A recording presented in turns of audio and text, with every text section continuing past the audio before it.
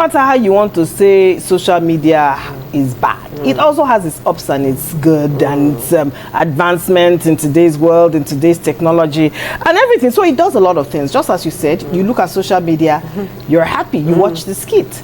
But don't forget that those who make those skits to make you laugh also have their own moments when they are not happy.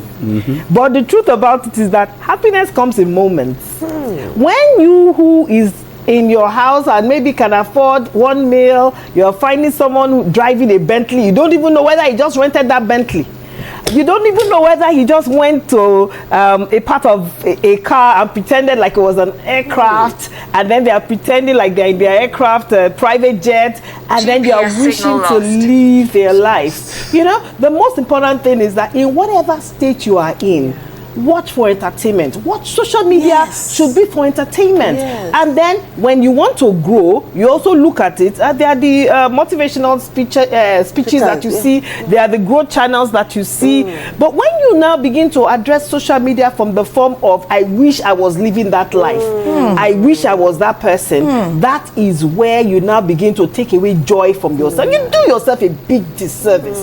Because, I mean, we had recently where we had a young Nigerian, a young celebrity saying, you know, she was living all the life. We will see her in private jets, we will see her in everything. And then to now see her suddenly leave a marriage and then now begin to say she was going through hell and this one. You know what I mean? There is a disparity to which we had seen over the years. So we must identify that even those things that we see that make us laugh, those things that we see that they are living the whole life, they are high and mighty and everything, they have their moments as well. We're all human. We have our moments. We have our moments to be happy. We have our moments to think. We have our moments to be sad. We have our moment to reflect.